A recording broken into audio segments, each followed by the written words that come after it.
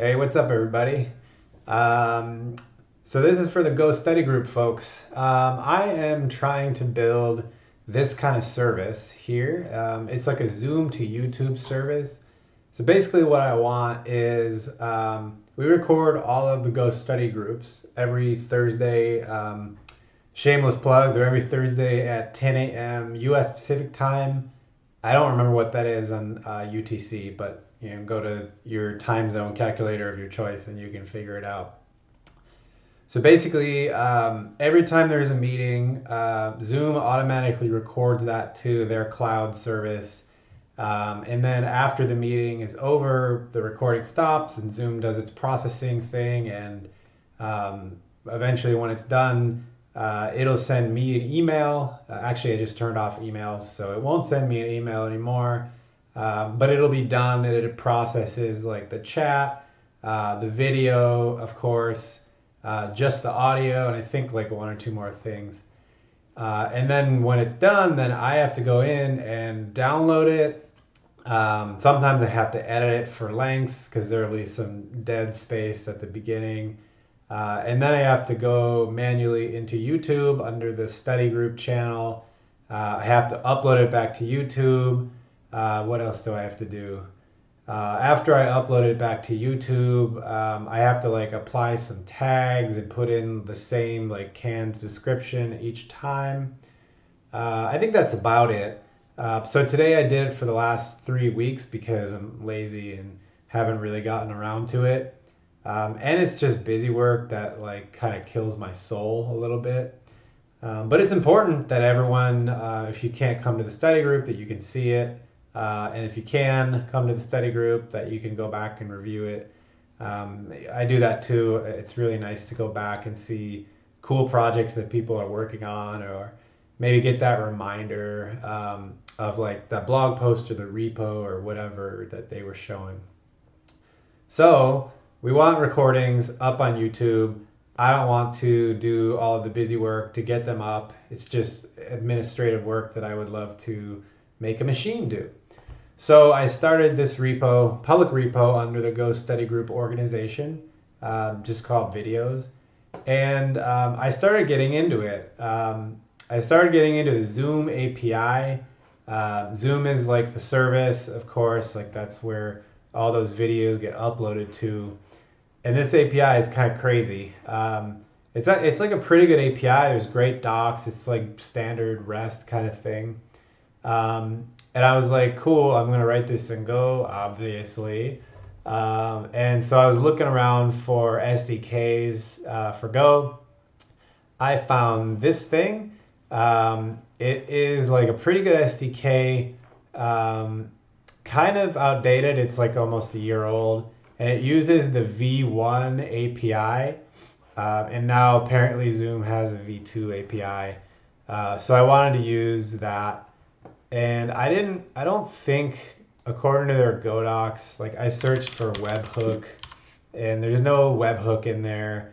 I searched for recording and there's no recording in there. I just had a typo. So like you can turn on recordings and turn them off, but you can't like download them or upload them or anything like that. So I want to use webhooks because that's how Zoom is going to tell my program, my server, when the recording is done. And then obviously I want to be able to download recordings. And it turns out I'm going to have to list recordings to get the right one. So like this one, I can't use this directly, but I can copy a lot of the code. So I kind of hit this thing and then I read some of the docs here. I read about webhooks. I read about the Zoom API. I kind of went into the intro, kind of found out about this. Webhooks, I ended up reading about webhooks here. I just kind of like went down the rabbit hole. And now I'm kind of at this point where I'm trying to do auth.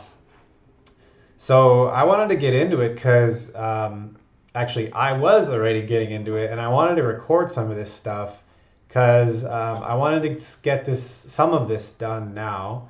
Because in the future there's going to be someone volunteered to do a study group live coding for kind of the other half of this whole project, which would be uploading the video to YouTube. So I wanted to get started on this half, doing the Zoom stuff. But I wanted to get started on it now because I'm super excited about it. So I decided to screencast it. So we're not going to get everything done now, but we'll get a lot of it done. So basically, I went back, I just closed it. I went back to that Himalayan Labs, this one, Himalayan Institute. I went back to this library. I went into api.go and I kind of copied a bunch of this stuff out, and then I adapted it a ton. So I copied the client out. There's a constructor for it. I copied request. That's kind of the meat of everything. I think that was it. And so like going into here, I split things up a little bit. So I'm going to close my terminal. I'll just make it a lot smaller. So I went in, like I got the client. I added like this in here because they were creating a new client for every request. I don't want to do that. I want to use the built-in connection pool in Go's standard HTTP client. I kept the constructor pretty much exactly the same except for this thing.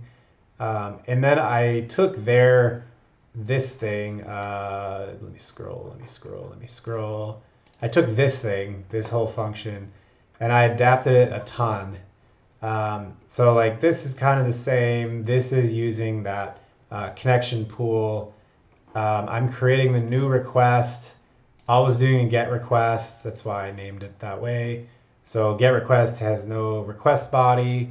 And they were doing a lot of fancy stuff with reflection to figure out what the query parameters are. I dumped that. I'm not going to try to get into that right now. It's like too much cognitive overload for me. So I got the request, and then this thing, sign with JWT. So that's JSON Web Token. And I read about JSON Web Token here. Version 2 requires it. And JWT, I can't describe it in one sentence. I don't know enough about it to say it that short. But there's a library that kind of takes care of it all for me. So it's like a signed token that I sign it with my API key and secret, as well as the payload I'm sending. It's kind of like other signed tokens, but it's the new hotness in the REST API world. So basically, I copied this library. I've used this before, so I just pulled it in as a dependency again. And let me go check out this function. I wrote this function literally right before I started the screencast, and that's kind of why I decided to start the screencast, because this stuff is, I don't know if I got it right, but this stuff is kind of non-trivial, and I wanted to talk about it as I go. So this kind of catches us up to where I'm at. I created some claims.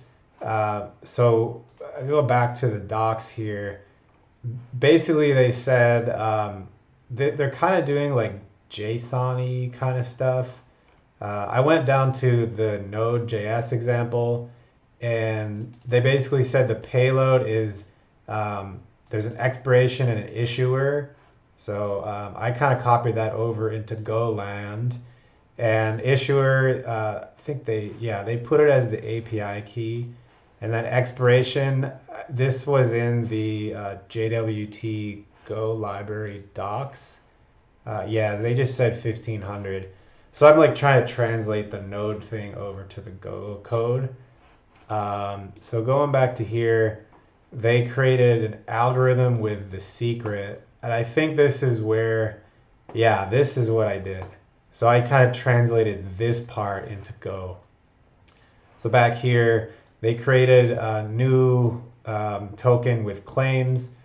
I remember from the Zoom docs, they said that you have to use HMAC SHA 256 right there.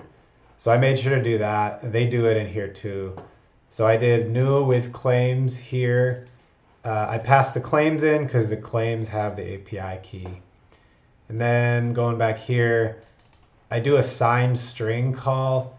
And then I'm pretty sure this is supposed to be the API secret. And going back to the API, they do a sign call in Node, and that passes the API secret in too. So like, I'm pretty sure this is the way to go at this point. And then passing the header, authorization header in.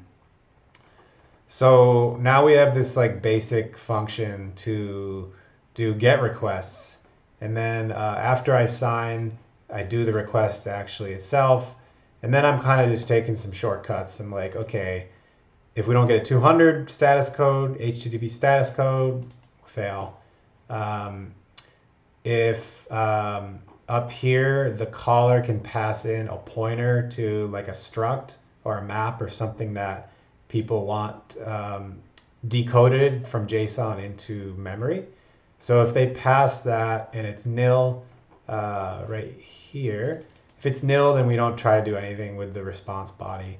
If it's not nil, then we try to take the response body and decode it into that struct. If that fails, we bail. And then otherwise, all is good in the world, and we return. So that is like the internals of this kind of really skeleton-y kind of Zoom client that I had to build. And I built it kind of on the back of that Himalayan Labs one.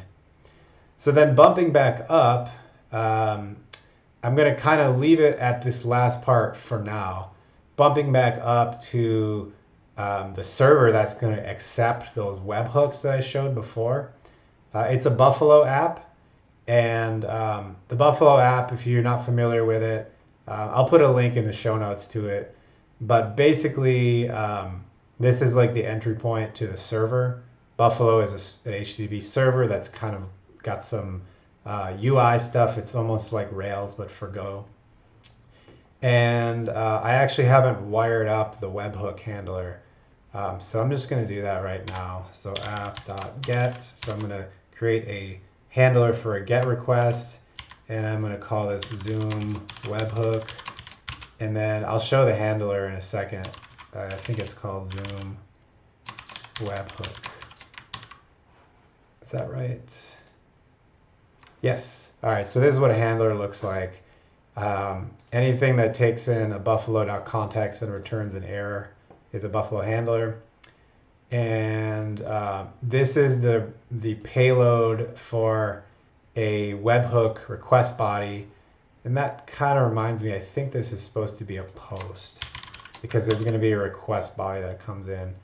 I don't quite remember. I'm pretty sure it's a post. I'm just going to put it to do check what HTTP method webhooks use. And I'm just going to put that in here as a reminder of where to go. And going back to here, so this is supposed to be the request body for the head for the webhook. So that's what Zoom sends to us. And I'm checking the webhook status to see if the recording is complete. And then in here, this is where I'm going to use the Zoom client that I built in the PKG Zoom directory, so that Go package. So this is something to do a get, and the get is /meetings/meeting ID/recordings. So let me see if I can just copy and paste that in. Oh, actually, the API here, down under cloud recording, retrieve a meetings recordings. That's the one. So something to do something to get all the meeting recordings. See that.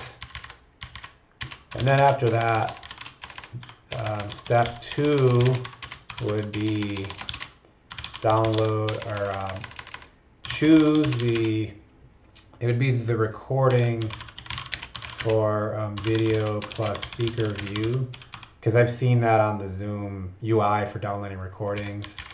And then step 3 would be download the actual recording to somewhere. I have no idea where yet. So that would be recover a single recording, I think. No, I'm not really sure where to download it yet. or how to download it yet. It might just be like some recording information might have a URL.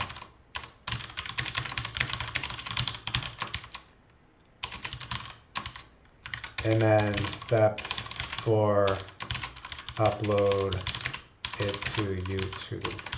And I think there's an issue for that under the Go Study Group agenda. Agendas, someone submitted an issue for this, yes. So I'm just gonna remind myself.